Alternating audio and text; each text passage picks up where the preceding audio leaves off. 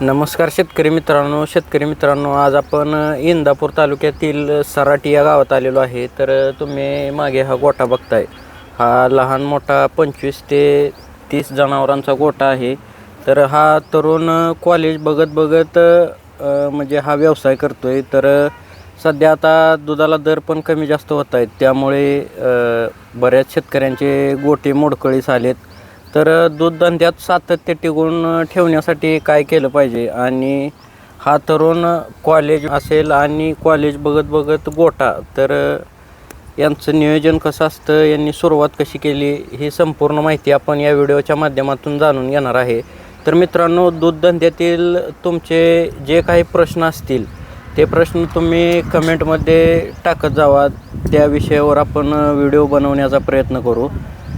तर नक्की तुम्ही तुमचे काय जे प्रश्न असतील ते कमेंट करा. तर या गोठ्याचं नियोजन आपण या व्हिडिओच्या माध्यमातून जाणून घेणार आहे. जर कोणी आपल्या चॅनलवर नवीन असेल तर चॅनलला सबस्क्राईब करा, म्हणजेच तुम्हाला अशाच नवनवीन यशोगाथा आपल्या चॅनलवरती पाहायला मिळतील. नमस्कार भैया. नमस्कार. आपला परिचय? अभिनव विलास कोकाटे, सराटी, राणा सराटी, तालुका इंदापूर, जिल्हा पुणे. आपलं आता शिक्षण काय चालू आहे सध्याला? शिक्षण आता मी सध्या 12वी शिकत आहे. सध्या आता 12वीत आहे. मग 12वीत शिकत आहे. ह्या व्यवसायाला सुरुवात कधी झाली तुमची? ह्या व्यवसायाला सुरुवात आमची साधारणपणे 2023 पासून आम्ही चालू केलं. 2-3 गायांपासून आम्ही 2023 पासून चालू केलं. 2023ला 2-3 गायांपासून चालू केलं. तर म्हणजे कॉलेज बघत हा व्यवसाय करायची संकल्पना कशी डोक्यात आली? तसं कॉलेज बघत म्हणजे आमच्या घरच्यांनीच हा पुढाकार घेतला व्यवसायाचा, की त्यामुळे मी थोडा हातभार लावतो. दुसरं काय? घरचे आता कोण म्हणजे ह्याचं नियोजन बघतं? घरचे माझे पप्पा आणि चुलता. आपल्याकडं म्हणजे सुरुवात करताना कशी सुरुवात केली होती तुम्ही? सुरुवात आम्ही 2 गायापासूनच केली होती. सुरुवात 2 गायीपासून? आपला घरी एक गोठा होता बारका छोटा, तिथनं सुरुवात केली. मग आता ह्या वर्षी 2025ला इथं गोठा बांधला. आता म्हणजे चालूला गोठा बांधलाय? चालूला बांधलाय हा ह्या वर्षी. तरी म्हणजे किती गायींचा गोठा बसेल असं नियोजन केलंय? ह्या गोठ्यात साधारणपणे 25 गायी बसतात. 25 गायी. किती खर्च आला गोठा बांधणीला? खर्च साधारणपणे 20 ते 25च्या आसपास, 25 लाखाच्या आसपास आला. 20 ते 25 लाख. मग तुम्ही ज्यावेळेस 2023ला 2 गायीपासून सुरुवात केली, त्यावेळेस दुधाला दर पण कमी होता, लॉकडाऊन झालेलं होतं. मग दुधाला दर कमी असताना पण कशी काय म्हणजे सुरुवात केली तुम्ही? दुधाला संकल्पना नवीन काहीतरी नवीन करायचं म्हणून हे चालू केलं. मग पुढं 2 गायीपासून कशा गायी वाढवल्या तुम्ही? पुढं चांगलं हे मिळालं ना, त्यात धंद्यात चांगलं यश मिळायला लागलं, त्यामुळं गाय चालू केली वाढवायला. मग कशा वाढवल्या? घरी तयार केल्या का विकत? विकत आणल्या सगळ्या. घरी थोड्या तयार केल्या, बाकी विकत आणल्या. आता सध्याला किती गायी याच्या गोठ्यात? आता सध्याला 10 गायी, 7-10 कालवड आहे ती, आणि 4-5 म्हशी आहेत. 10 गायी. मग म्हणजे कालवडी घरच्या जायत्या का विकत आणली? कालवडी घरचीच आहे ती. कालवडी घरच्या जायत्या. मग आता कालवडी संगोपन पण तुम्ही करताय? हा.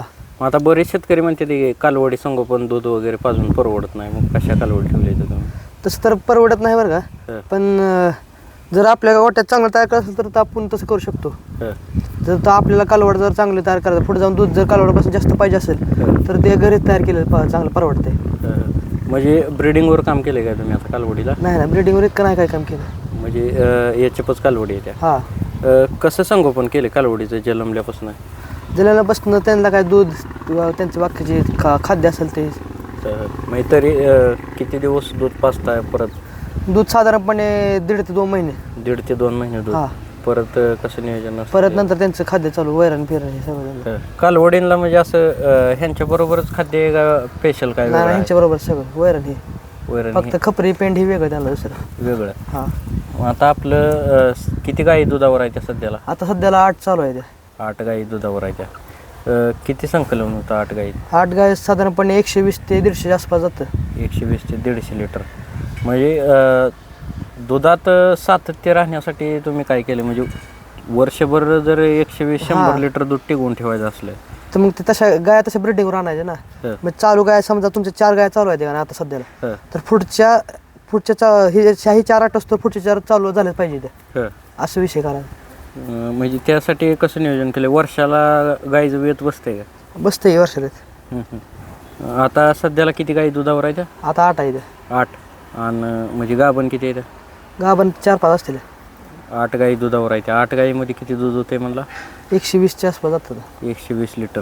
आता वर्षाला गाईचं वेत होण्यासाठी काय केलं पाहिजे म्हणजे आता बऱ्याच शेतकऱ्यांच्या समस्या आहे त्या गाई गाभण वगैरे जात नाही त्या म्हणजे त्यात टायमिंग जातं ना मग त्यासाठी गाई वेळच्या वेळी गाभण जाते त्या का तुमच्या वेळच्या वेळी नाही आहेत इतके सध्याला आता ह्या येत असले वेळच्या वेळेत नाही जात पण 1-2 वेळेस उलटून जाते त्या उलटते त्या ही करते त्याच्यामुळे. मग तीच गाई गाभण राहण्यासाठी काय म्हणजे त्यांना काय दिलं पाहिजे आहारात वगैरे त्यांच्या आहारात प्रोडक्ट आहेत 2-3 प्रोडक्टचे मला नाव माहीत नाही आता लक्षात नाही माझ्या 2-3 प्रोडक्ट आहेत ते दिल्यावर होते जरा म्हणजे कसलं प्रोडक्ट आहेत ते पावडर आहेत त्या मिनरल मिक्सचर हे आहेत चारा आहे त्यांना. किती प्रमाणात देता गाईला थोडं एक 50-60 ग्रॅम प्रत्येक गायला. मग आता तुम्ही कॉलेज बघत ह्याचं कसं नियोजन कॉलेजचं ह्याचं आपले घरचीच करतात साधारणपणे पण कॉलेजमध्ये पण त्यांना थोडा हातभार लागावा म्हणून सकाळ संध्याकाळ 2 टाइम थोडं तासभर काम करतो मी पण. म्हणजे कसं नियोजन असतं दिवसभराचं गोट्याचं सकाळी 5:30ला म्हणजे 5:30ला चालू होतं म्हणजे सगळं गुरं बाहेर असते सकाळी संध्याकाळी वरण टाकून ठेवायची सकाळी 5:30ला उठलं की गुरं आत घ्यायची म्हशी बाहेर असतात पल्ली साईडला मशीनला पल्ली साईडला एक बाजू आहे मग म्हशी 5 आहेत 4 आहेत हा आणि गायांना इकडं साईडला मग संध्याकाळी वरण टाकून ठेवली सगळ्यांना की सकाळी फक्त गेट उघडून आत यायचं ती मताने आत येते त्या आपापल्या जागेवर जाते त्या सवय लागल्यामुळं मग नुसत्या कड्या लावायच्या त्यांच्या तसल्या हुक्कात गुतवायचे आणि नंतर ते फक्त वरण टाकली असती पेंट भरडा बिरडा काय असेल ते नंतर टाकायचं नंतर लगेच धार चालू करायची लगेच बाहेर सोडून द्यायची. आपल्याला आता क्षेत्र किती आहे म्हणजे जमीन किती आहे सध्याला आम्हाला जमीन 17-18 एकर आहे. 17-18 एकर म्हणजे चारा विकत घेताय का घरच्या शेतात घरच्या शेतातला किती एकर क्षेत्र गुंतवलंय चाऱ्यासाठी आता चाऱ्यासाठी 5-6 एकर आहे. 5-6 एकर. हां मग आता शेतीच्या उत्पन्नाचा जर विचार केला आणि ह्या गाई पालनाचा जर विचार केला तर तेवढं क्षेत्र गुंतवून हा व्यवसाय परवडतोय. हा स्वतःचं क्षेत्र असेल स्वतःचा चारा असेल तर व्यवसाय परवडण्यासारखा आहे. जर तुम्हाला विकत घेऊन करायचं म्हणलं तर म्हणजे इतका त्यात प्रॉफिट नाही आहे असं तसं म्हणलं तरी पण म्हणजे त्या 6 एकर जे तुम्ही ह्यात गुंतवले आता चाऱ्यासाठी त्या 6 एकरातल्या उत्पन्नाचा जर विचार केला तर ही व्यवसाय परवडतोय का म्हणजे 6 एकर ह्यांच्यासाठी गुंतवून पडलं ना. हां मग ती परवडतंय का तसं परवडतंय बरं का. 6चे 6 मी प्रॉपर 6 नाही 2-3 एकर असं थोडं पलटून आहे हो. हां म्हणजे पूर्ण चारा ही घरचाच आहे घरचा पूर्ण चारा घरचा. काय काय असते चाऱ्यात आता चाऱ्याचा मकवान ओलं मकवान वाळा कडबा आणि ऊस एक टाइमचा आणि दुपारच्या चाऱ्यात मुरघास. आपल्या गोठ्यात आता किती लिटर पासून किती लिटर पर्यंत दूध देणाऱ्या गाय त्या जास्तीत जास्त 15 पर्यंत आहे त्या एक टाइम का 2 टाइम. हा एक टायमाला 15 लिटर 12-15 पर्यंत येते. म्हणजे कशी गाय असली तर दूध धंदा परवडतोय ही गाय कशी पाहिजे गाय चांगली दूध देणार पाहिजे तरच परवडते. 12-15 जर चालत असली तर दूध धंदा परवडते.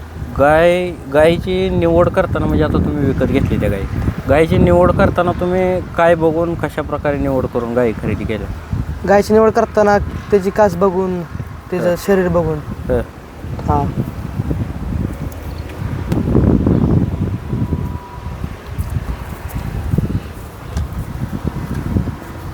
कशी निवड केली पाहिजे गाय घेताना गाय काय बघितलं पाहिजे किती वेळ येताची गाय पाहिजे कशी पाहिजे गाय पहिल्यावर किंवा दुसऱ्या येताचीच घेतानाच. हां आता 12वीला कॉलेजला आहे मग आता पुढचं तुमचं नियोजन काय आहे हीच व्यवसाय म्हणजे ह्यात वाढ करायची का जॉब करायचा काय नियोजन आहे पुढचं आता बघू जॉब किंवा ह्याच्या व्यवसायात वाढ करायची. आता 12वी नंतर काय करायचं ठरवले 12वी नंतर बघा गुरांचं डॉक्टर हे करू शकतो. ह्याच व्यवसायात वाढ करून दुसरं पण करू शकतो ना. स्वतःचा घरचा डॉक्टर असल्यावर सोपं पडत आहे. म्हणजे काय टार्गेट आहे आता ह्यातनं तुमचं पुढचं टार्गेट काय आहे. पुढचं टार्गेट आता फक्त काय गाया वाढवायच्या अजून दुसरं काय जास्तीत जास्त दूध गेलं पाहिजे. तरी किती गायींचं टार्गेट आहे. टार्गेट आता सध्या 20-25 गायींचं टार्गेट आहे. 20 गायींचं फक्त गाई. हां मी आता 10-12 गाई आहे ती 20-25 गाई करायची. 20-25 करायच्या. आता 4 म्हशी पण आहेत तुमच्याकडे. 4 म्हशी आणि 10 कालवड आहे. मग म्हशीच्या ह्याच्यात तुलना केली तर गाय पालन परवडते का म्हैस पालन परवडतं. म्हशीच्या तुलना केली तर तसं तसं म्हणलं तर म्हशी पालन पण परवडते. पण म्हशी तसं त्याला म्हशीला जास्त लागते, खायला हे जास्त लागते, म्हशी नीट खात नाही त्या. त्यामुळं गाय पालन पण चांगलं आहे. म्हणजे तरी दोन्हीची तुलना केली तर कुठला व्यवसाय, म्हैस पालन परवडतो का गाय पालन परवडतं? ते प्रत्येक माणसावर डिपेंड असतं. आता तुमच्या ह्याच्यात जर धरलं तर 4 म्हशी पण आहेत त्या तुमच्याकडे. मग ह्या दोन्हीच्या तुलनेत तुम्हाला म्हैस पालन बरं वाटते का गाय पालन? आणि आम्हाला म्हैस पालन बरं वाटतं तरी तसं म्हणलं तरी. म्हणजे कशामुळं? काय गायासारख्या थोडे आजारी बिजारी पडते, त्यामुळे म्हैस कधी आजारी पडत नाही तसं बघायला गेलं तरी. त्यामुळे म्हैस पालन पण चांगलं आहे. आता 4 म्हशी कुठल्या जातीची आहे ती? 4 मुरा पंढरपुरी आहेत, 2 म्हणजे मुरा म्हशी आहेत. पंढरपुरी. किती लिटरच्या म्हशी आहेत ती? म्हशी 8-8 लिटरच्या आहेत. 8-8 लिटरच्या. किती दूध जाते 4 म्हशीत? 4 म्हशीतल्या 2 चालू आहेत, आता 2 बंद आहेत त्या. तरी 8-16-15 दिवसाचं म्हणलं तरी 15-16 लिटर निघते, 20 लिटरच्या आसपास होतं त्यांचं. किती रेट बसते म्हशीच्या दुधाला? म्हशीच्या आपण डेअरीला घातलं तर 60-65 आणि रतीबाला दिलं तर 70 जातं. गाईच्या दुधाला काय रेट चालू आहे आता? गाईचं दुधाला साधारणपणे 35. मग आता ज्या वेळेस गाईच्या दुधाला रेट कमी होता त्यावेळेस म्हणजे तुम्ही कसं नियोजन करत होता? ताळमेळ खर्चाचा आणि इन्कमचा ताळमेळ लागत होता का? कसं नियोजन करत होता? आता रेट कमी होता तेव्हा कसं थोडी वैरण खर्चाला होतं, जरा हे पडत होता, फरक पडत होता. आता चाऱ्यात कोणत्या कोणत्या प्रकारचा चारा देता येईल? चारा वाला सुकात चारा बघतो. मकवान ऊस आणि वाळली वैरण. मुरघास वगैरे काय? मुरघास एक टाइम मुरघास असतो. एक टाइम मुरघास. एका गाईला दिवसाकाठी किती वैरण द्यायचा तुम्ही? एका गायला तरी 2 टप असला मोठे लाल. मुरघासानं म्हणजे काय फायदा होते काय? मुरघासाने दुधाला वाढते थोड्या. दुधात वाढ होती मुरघासानं दुधाला गायला. आता मुक्त गोठा तुम्ही केलाय, मुक्त गोठ्याचा काय काय फायदा होते? मुक्त गोठ्यामुळे गायचा रवण चांगला होतो. तिला जेवढं पाणी पाहिजे तेवढं ती पाणी पिऊ शकते ना. असं एक बांधून गोठ्यात असल्यावर तिला आपण सकाळी एकदा ठेवलं, संध्याकाळी एकदा ठेवलं, पण तिला जेवढं दिवसभरात जेवढं प्यायचं तेवढं पिऊ शकते, थोडी फिरू शकते. फिरल्यामुळं आपले सगळं चांगलं होतं, त्याचं शरीर चांगलं राहतं. शरीर चांगलं राहिल्यामुळं दुधात पण वाढ होते. गोठ्यात आता प्रामुख्यानं म्हणजे गायच्या व्यवसायाचा आजार गायींना काय काय होते? आजार गायींना दगडी, कुठं ताप येणं, कुठं म्हणजे असं खात नाहीत, चारा खात नाहीत, काय होत नाहीत. मग आता मुक्त गोठा ही ह्यात एखादी गाय जर आजारी असली तर कशी ओळखता तुम्ही? आजारी असल्यावर गाय अशी शांत बसती, थांबती किंवा बसलेली असते. आजार गाय लगेच कळते. जास्तीत जास्त आजार कुठला होतो गोठ्यात जास्त? प्रामुख्याने कुठला ताप येणंच असते, बघ, दुसरं काय नसते. ताप आणि मस्टडी. मस्टडी असते, थोडाफार लंपी होतो. मग आता तुमच्या गोठ्यात जास्त प्रमाण कुठल्या आजाराचं आहे? तापण लंपीत झालेलं आहे आमच्या थोडक्यात. तापण लंपी. मग ते आजार येऊ नये म्हणून काय काळजी घ्यायला लागते? आजार येऊ नये म्हणून काळजी शक्यतो गोठ्यात करताना आजूबाजूला डास खूप असतात, त्या म्हशीच्या शानामुळे, मुताऱ्यामुळे डास येतात. त्यामुळे रोज संध्याकाळी थोडा धूर केला आपल्या वाळ्या पालाचा, ऊसाच्या पालाचा, कडुलिंबाच्या पालाचा धूर केला तर त्याला म्हशीला डास वगैरे काय चावत नाहीत. त्यामुळं ती खूप फायद्याचं ठरतं आजारी, त्यामुळे आजारी पडत नाही. आणि आठवड्याला गाया धुणे त्यांचं रेग्युलर धुतल्या ना तर त्या फ्रेश राहते, त्या मग आजारी पडण्याचा काय संबंध येत नाही. लसीकरण हे कुठलं करून घेता का तुम्ही? लसी आता ते येणारे असते, जे ज्या प्रकारची लसी येतील त्या प्रकारे असते, त्यांना डोस असतो जी येईल ते. तरी कुठल्या कुठल्या लसी देता तुम्ही आता? आता कशाचे असतात, लंपी हिंपीच्या आता आलत्यामध्ये ते देऊन टाकले त्यांना सगळ्या. कालवडींला ही जनताचं ही डोस म्हणजे किती दिवसाला देता? मला वाटतं साधारणपणे 1.5 महिन्याला पहिला डोस असतो कालवड झाल्यानंतर. 1.5 महिन्या 90 दिवसांनी काहीतरी असतो डोस पहिला जनताचा. नंतर 1.5-2 महिन्यांनी दिला तर चालतो. त्यातनं इन्कमचा जरी विचार केला तर 10 दिवसाला खर्च किती होतो आणि कोणत्या गोष्टीवर खर्च होतो आणि त्यातनं प्रॉफिट किती राहते? खर्च म्हणलं तरी वैरणीवर खर्च होतो आणि गाया घेतलेल्या तेवढं त्यांच्यात थोडंफार जातो निघून. दुसरा खर्च कशाला नाही होत वैरणीला. इन्कम किती राहतं 10 दिवसाला? 10 दिवसाला दूध वाजतं, दूध जेवढं आपलं जाईल 50% राहतं, 40-50% राहतं इन्कम. 40-50% जेवढं येईल तेवढं खर्च. म्हणजे निम्मा खर्च होतो. निम्मा खर्च होतो. त्या तरुणानं जर ह्या व्यवसायाला सुरुवात करायची म्हणलं तर त्या तरुणानं व्यवसायाला सुरुवात केली पाहिजे का? हा व्यवसाय चांगला आहे? हां जिद्दीने करायचं असलं तर त्यात व्यवसायात कष्ट पण खूप आहे. त्यामुळे जर कष्टात तयार असेल तर हा व्यवसाय खूप चांगला आहे. कारण की गायांना कष्ट खूप लागते या व्यवसायात. वैरण काढणे, धारा काढणे, चारा टाकणे, नंतर पेंट टाकणे, त्यांचा आजारपणी, त्यामुळे यात कष्ट पण लय आहे. प्रॉफिट पण तसंच आहे, पण त्याला सातत्य पाहिजे. सुरुवात जर करायची म्हणलं नवीन तरुणानं तर कशी सुरुवात केली पाहिजे? सुरुवात करायनंतर पहिल्या सुरुवातीला 2-3 गायापासून चालू केलं पाहिजे. जर प्रॉफिट येत असला तरच पुढे वाढवले पाहिजेत. हां म्हणजे नियोजन ताळमेळ बसला ताळमेळ बसला तरच वाढवलं पाहिजे. ठीक आहे.